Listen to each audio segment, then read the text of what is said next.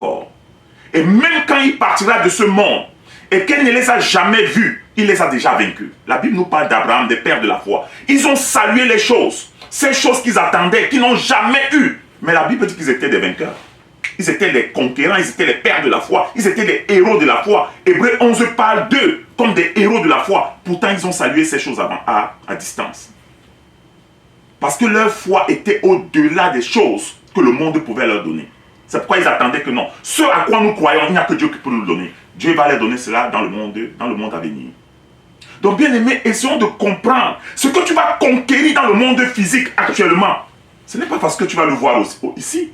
Ce n'est pas parce que tu vas le voir ici forcément. Mais dans toutes ces choses, Dieu a donné des recommandations. Dieu a donné des directives. Dieu a donné des prescriptions. Je voudrais que ce matin, nous puissions voir quelques prescriptions que Dieu nous a données pour que nous puissions accéder à la victoire quotidienne qui est la nôtre. Ouvrons la Bible dans 2 Corinthiens chapitre 6.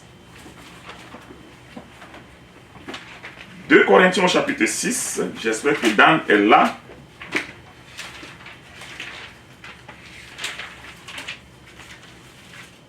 Je suis là. Ok, Dan, tu vas lire le verset 1 Parfait. au verset 2. Non, verset 1 à 2. Parfait. 2 Corinthiens 6, versets 1 à 2. Lisons. Puisque nous travaillons ensemble, nous vous exhortons à ne pas recevoir la grâce de Dieu en vain. Car il dit au temps favorable, je t'ai exaucé. Au jour du salut, je t'ai secouru. Voici maintenant le temps vraiment favorable. Voici maintenant le jour du salut. Amen. Amen. Tu vas rentrer aussi dans Luc 19, à partir du verset 41.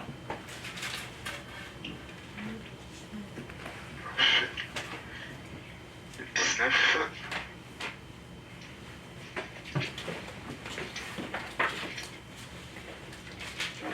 Verset 41. Nous lisons. Jusqu'à 44, pas ça? Oui, jusqu'à 44. Parfait. Luc 19, 41 à 44. Comme il approchait de la ville, Jésus, en la voyant, pleura sur elle et dit, « Si tu connaissais, toi aussi en ce jour, ce qui te donnerait la paix. Mais maintenant, c'est caché à tes yeux. Il viendra sur toi des jours où tes ennemis t'environneront de palissades, t'encercleront et te presseront de toutes parts. T'écraseront, toi et tes enfants, au milieu de toi, et ne laisseront pas en toi pierre sur pierre, parce que tu n'as pas connu le temps où tu as été visité. » Amen. Amen. Alors, vous comprenez, il y a une illusion avec laquelle nous ne devons pas jouer. Et il y a une réalité mensongère de laquelle nous devons nous départir. Dieu nous donne des choses qui sont vraies dans le monde invisible, mais qui sont potentiellement réelles dans le monde visible, dans lequel nous vivons. Ça veut dire quoi? Tout ce que Jésus-Christ a fait est vrai, total. On ne peut rien enlever, on ne peut rien changer. Mais tu risques de partir de la terre sans rien avoir de ce que Jésus-Christ a fait. C'est un premier principe, il faut le comprendre. Tout ce que Dieu a dit de toi peut jamais s'accomplir. Pourtant, il a dit toutes ces choses de sa bouche pour toi. Comprenez-le bien. Regardez ce qu'il a dit à Marie. Regardez bien. Voici le cantique, je pense que c'est le cantique de Marie. Elle dit, et ce que l'Éternel a dit s'accomplira. Ça, je pense que c'est l'ange qui le dit.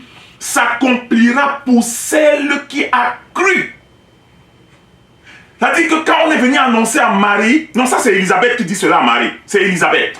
Élisabeth dit à Marie, ce que l'Éternel a dit s'accomplira pour celle qui a cru. Ça veut dire quoi? Ce que Élisabeth dit, si Marie n'avait pas cru, Marie n'aurait eu aucune part à ce que Dieu serait en train de faire. Parce que Dieu travaille avec ceux qui croient en ce qu'il est en train de dire. Alors, regardez bien. 2 Corinthiens chapitre 6 nous dit, puisque nous travaillons avec Dieu, Paul est en train de s'adresser à lui et ses collaborateurs. Il dit, nous sommes collaborateurs avec Dieu. Première chose, nous vous encourageons, nous vous exhortons, nous vous supplions. Ne faites pas l'erreur. Il y a une erreur que vous pouvez faire. Que la grâce de Dieu arrive dans votre vie et qu'elle ne produise rien. Que la grâce de Dieu dans votre vie soit vaine. Que la grâce de Dieu dans votre vie vienne et qu'elle n'ait aucun impact. Est-ce que c'est vrai? Oui. Il est en train d'exhorter l'Église en disant, écoutez mes frères chrétiens, Dieu vous a fait grâce, mais la grâce de Dieu peut ne rien produire dans votre vie. Alors, je vous ai toujours dit, faisons attention. Je peux être directeur d'une entreprise, étant chrétien, mais la grâce de Dieu ne produit rien dans ma vie. Allez lire Ésaïe au chapitre 30. Malheur aux fils rebelles qui descendent en Égypte, qui accomplissent des projets, mais sans mon avis, c'est-à-dire sans mon accord. Vous comprenez un peu? Ça veut dire qu'un enfant de Dieu est capable d'entrer dans le monde, réaliser les grandes choses, mais sans la grâce de Dieu. Et la Bible dit malheur à cet enfant parce qu'il est rebelle. C'est-à-dire que c'est un enfant qui fait les choses sans mon consentement, sans ma direction. Mais il va faire les choses, ça peut marcher. Alors l'apôtre Paul ici est en train de parler de la grâce de Dieu. Qu'elle ne soit pas vaine. Alors, si la grâce de Dieu ne doit pas être vaine, ça veut dire la grâce de Dieu est capable de venir dans ta vie. Et la grâce de Dieu se retire de toi sans avoir produit ce qu'elle devait produire. Je vous ai dit que la grâce de Dieu, c'est une faveur. Mais c'est une faveur qui nous permet de faire les choses que nous ne pouvons pas faire par nous-mêmes. La grâce de Dieu est capable de venir dans ta vie. Je prends un exemple très simple. Tu peux prendre un engagement de prier tous les 5 heures du matin. Tu dis, je vais prier tous les 5 heures. Il n'y a pas de problème. Tu te mets à genoux, tu dis à Dieu, tous les 5 heures, réveille-moi. Ok, j'ai compris. À 5 heures, Dieu te réveille et tu prends ton propre corps, tous tes os, tu rentres dans le lit et tu te couvres très bien. Et tu mets une petite musique douce et tu dis, je vais prier à 6 heures moins le quart. La grâce de Dieu est venue à 5 heures te réveiller. Et tu as pris tes... C'est combien, on a combien d'eau là dans notre corps? 208 os. Tu prends tes 208 os, tu vas mettre dans le corps. Pas de problème. Hein? 206 os. Bon, moi je connais même plus le nombre des os qu'on a dans notre corps. Donc, tu mets ça et tu dors. Sans problème. Et tous les jours, tu continues de demander qu'on te prie pour la grâce de Dieu pour que je puisse prier. Demander à Dieu de m'accorder sa grâce pour que je puisse prier. À un moment, tu vas te tromper toi-même. Quand tu vas te tromper toi-même, tu comprendras que tu es un petit blagueur. Que la grâce de Dieu n'arrive pas dans la vie de ses enfants en vain. Qu'elle produise ce qui est escompté. Qu'elle accomplisse ce pourquoi Dieu l'envoie. Et pour que la grâce de Dieu ne produise pas le néant, il faut que tu sois capable de comprendre ce pourquoi la grâce de Dieu a été donnée. Quand est-ce que la grâce de Dieu est donnée? Quels sont les piliers, les clés sur lesquelles la grâce de Dieu repose? C'est ce que Paul est en train de nous dire ici. Arrêtons d'être des pentecôtistes et des baptistes et des évangélistes, ceux qui ne vont nulle part. La Bible nous a été donnée. C'est comme une clé qu'on te donne. La Bible, ce n'est pas le monde spirituel. La Bible, c'est un encodage pour te montrer que derrière ce qu'on te dit, il y a un monde. Et c'est une clé pour que tu entres dans le monde invisible. C'est une clé. Ça veut dire quoi? Tu peux prendre la Bible et tu la lis tous les jours et tu tournes en rond. Tu tournes en rond. Tu tournes en rond. Tu tournes en rond et tu deviens de plus en plus frustré. Frustré. Frustré jusqu'à ce que tu abandonnes le Seigneur.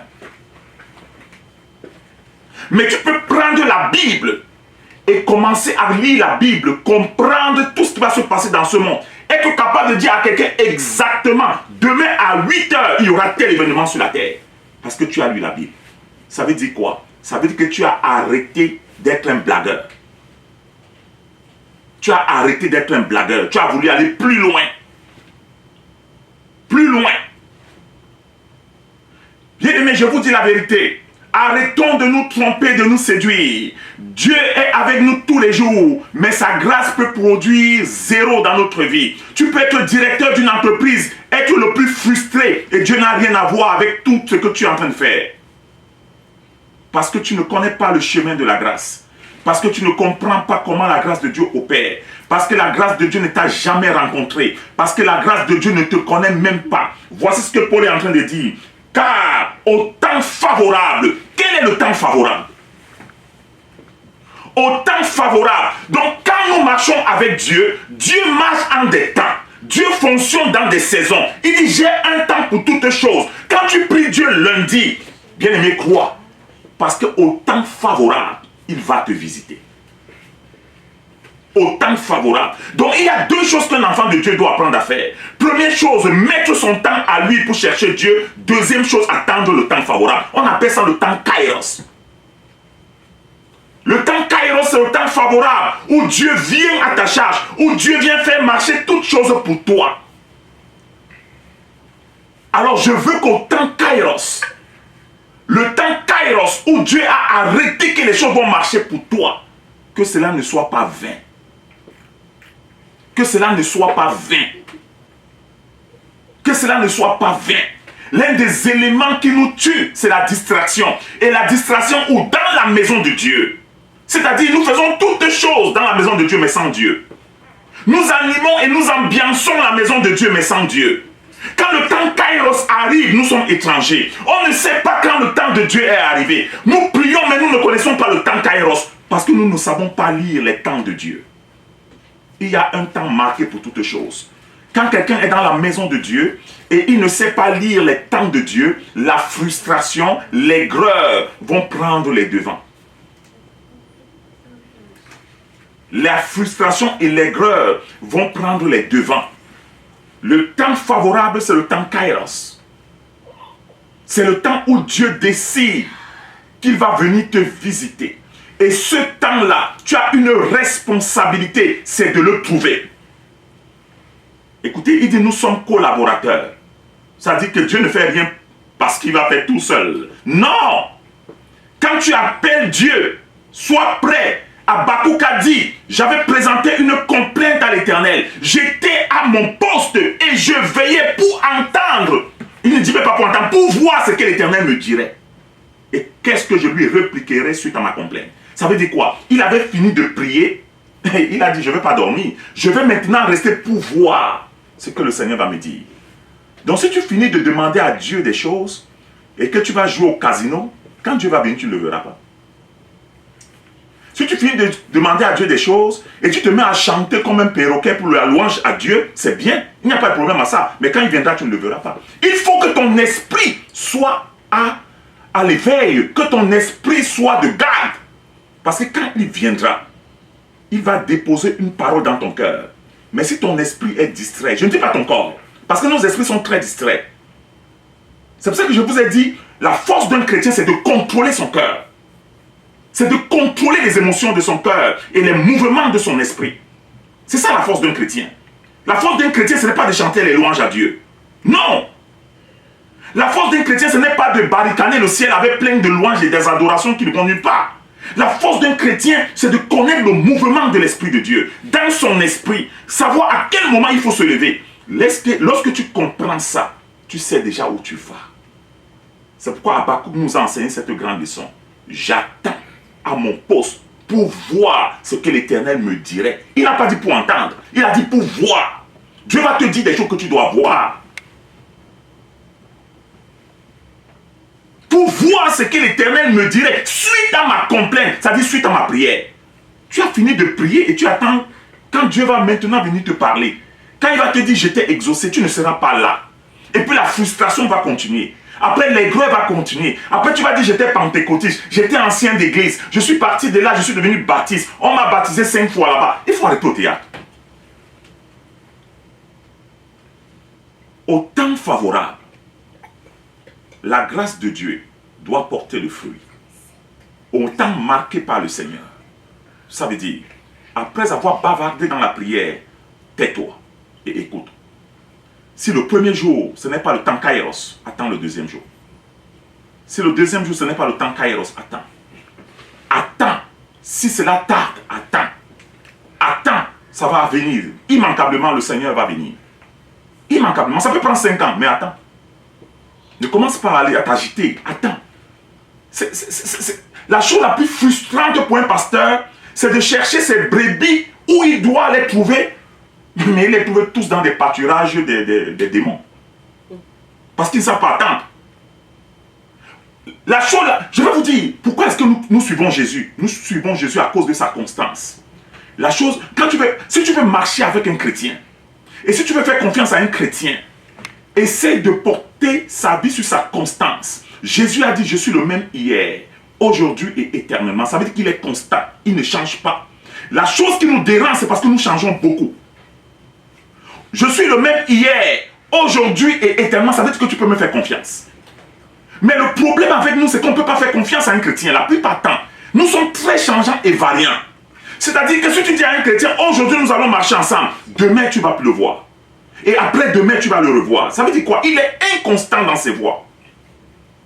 Alors la persévérance doit être le signe du chrétien. C'est-à-dire qu'il doit être hier le même, aujourd'hui le même et demain le même devant le Seigneur. C'est pourquoi Dieu a dit que si tu es changeant, si tu ne sais pas ce que tu cherches, tu ne peux rien obtenir de lui. Parce que tu es changeant. Tu es changeant. Bien-aimés, apprenons à être fixes dans nos convictions. Apprenons à être certains dans nos convictions.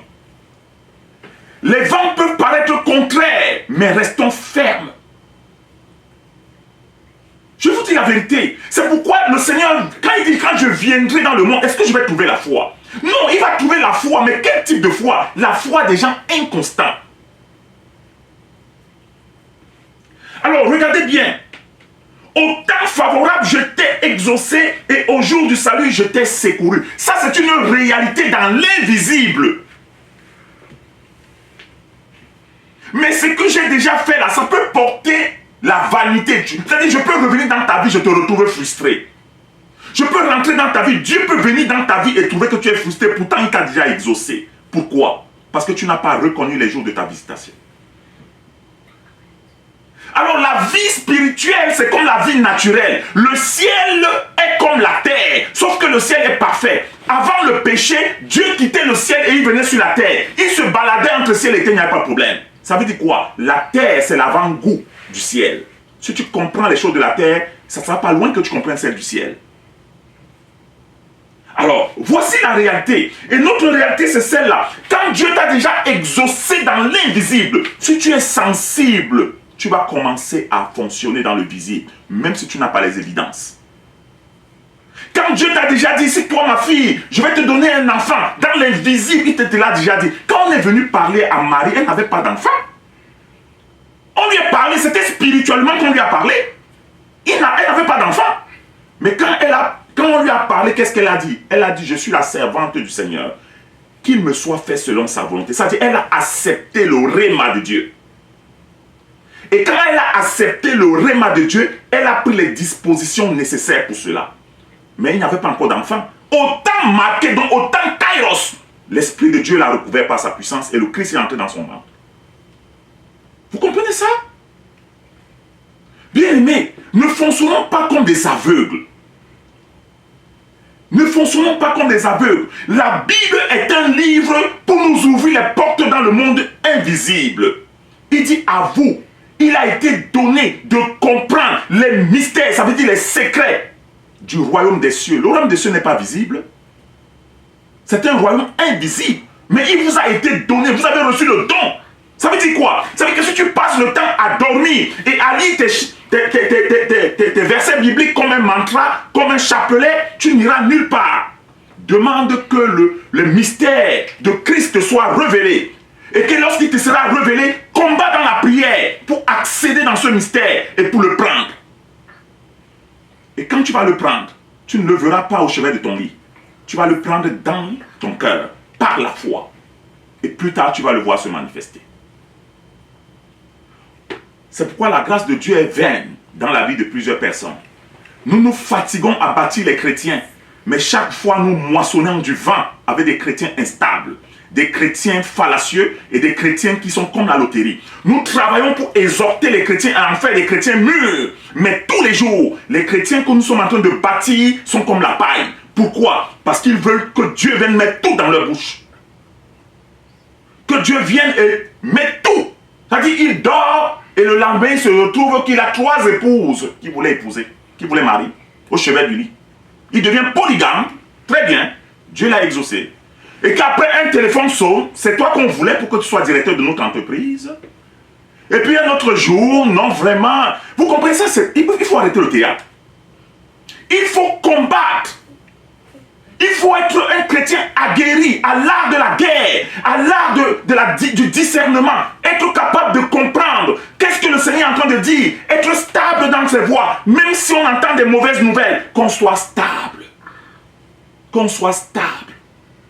Parce qu'il y aura toujours des mauvaises nouvelles. Parce qu'il y aura toujours des démons.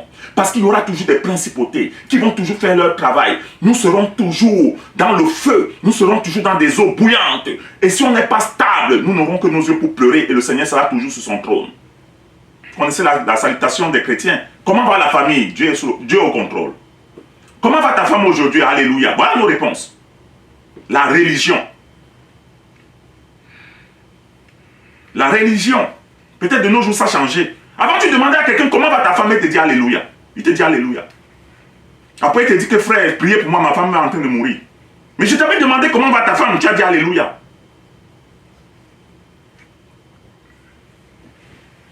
Vous comprenez ça?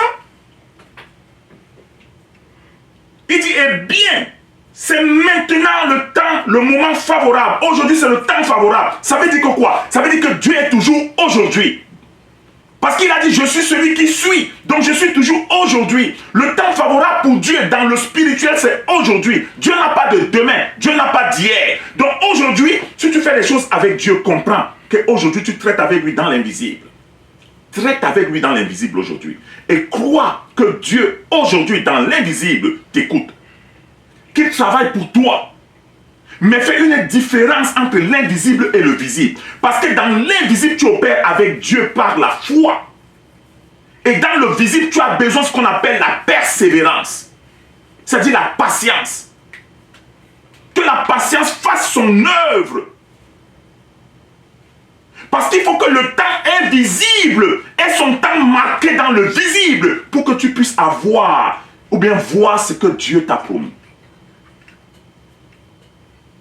Et ça là, il ne suffit pas seulement d'attendre, mais il y a une façon d'attendre. Vous savez, quand Dieu parle de la patience, il parle d'une attitude dans l'attente. Il ne parle pas seulement d'attendre. C'est comme il y a les jeunes et les jeunes. Dieu nous a dit qu'il y a un type de jeûne auquel il prend plaisir. Ça veut dire que ce n'est pas parce que tu as arrêté de manger que Dieu prend plaisir à toi. Il y a un type de jeûne et il a donné les éléments à suivre. Voici le jeûne dont je prends plaisir. Si tu fais ceci, si tu fais cela, si tu fais ceci, si tu fais cela, alors appelle-moi, tu entendras, je vais te répondre. Maintenant, si tu arrêtes de manger à midi et que tu crois que tu es en train de jeûner, arrête, même les musulmans font ça plus que toi.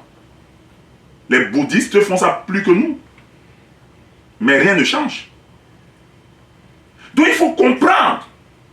La patience, la persévérance, c'est dans une attitude, dans un protocole, une façon de faire. Pas seulement entendre pour attendre. Tu dis, bon, j'ai prié, bon, j'attends. J'ai prié, j'attends. Non! Non, veille sur ta prière. Veille sur ce que tu as dit. Veille devant les portes de la maison de Dieu. Veille. Parce que quand le Seigneur viendra, il faudra que premièrement que tu saches qu'il est venu. Et lorsqu'il viendra, il faut que tu saches ce qu'il veut te dire.